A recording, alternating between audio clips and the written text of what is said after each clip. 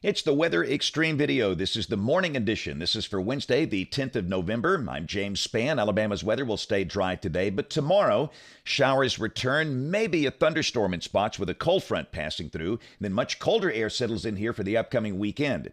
Here we go. This is the upper air look across the country early this morning. We have troughing approaching from the west. That's going to bring some active weather to the southern plain states today, but we'll squeeze out one more nice day here. Temperatures mostly in the 40s this morning. We're expecting highs up in the 70s again today. Very pleasant.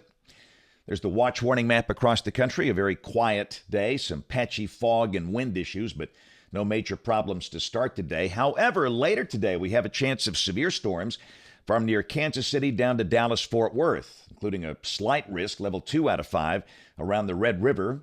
But tomorrow, no severe storms expected as the main dynamic support passes well to the north of Alabama. But there could be some thunder. And day 3, which is Friday, maybe some thunder on the East Coast and over South Florida. Here's the rain for the next 7 days. Again, the bigger numbers back in the Pacific Northwest. For Alabama, most places under a quarter of an inch. And this rain will be tomorrow and tomorrow evening. After that, we'll be dry for a while. Off in the tropics, you got a cold core system out in the middle of the Atlantic. And the Hurricane Center is toying with the idea of giving that thing a name. It's moving away from the United States. One way or another, it's just a North Atlantic system. The core Atlantic basin awfully quiet. And again, the season ends at the end of this month. So model fans, let's go. Here's the GFS. This is the 06C run, valid today at 4, troughing to the west. We're still dry, partly to mostly sunny with highs up in the middle 70s today. And then tomorrow, the surface cold front comes in. The main surface low near Duluth, Minnesota, far north of here. But we'll have occasional showers during the day. Not going to rain all day. There could be some thunder, but nothing severe. High tomorrow, close to 70. This is the instability tomorrow. And again, there's a little bit, but not much. So again, the chance of a few isolated storms with the rain. Then Friday, the sky becoming partly sunny and cooler. Highs go back in the 60s. Any showers confined to the Gulf Coast region. Saturday, a secondary surge of colder air pops in here. Highs drop into the 50 to 55 degree range.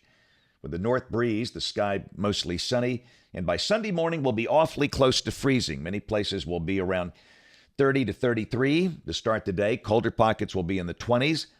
The high Sunday will be in the 50s, and Monday will be a sunny day. Monday's high back in the 60s. This is Tuesday. We're still dry. And a week from today, Wednesday the 17th, the zonal flow. And again, a very dry air mass. The bulk of next week at this point looks dry.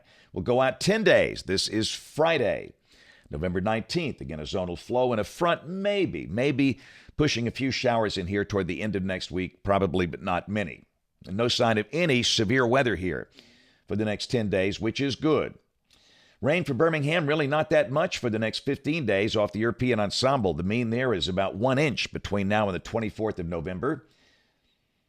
And we'll check the numbers. You can see the big spike down this weekend with highs dropping in the 50s and lows awfully close to freezing by early Sunday morning, and then just seasonally cool next week. And the CPC outlook, this is for November 17th through the 23rd. Again, very seasonal temperatures here. Should be very close to average if this verifies.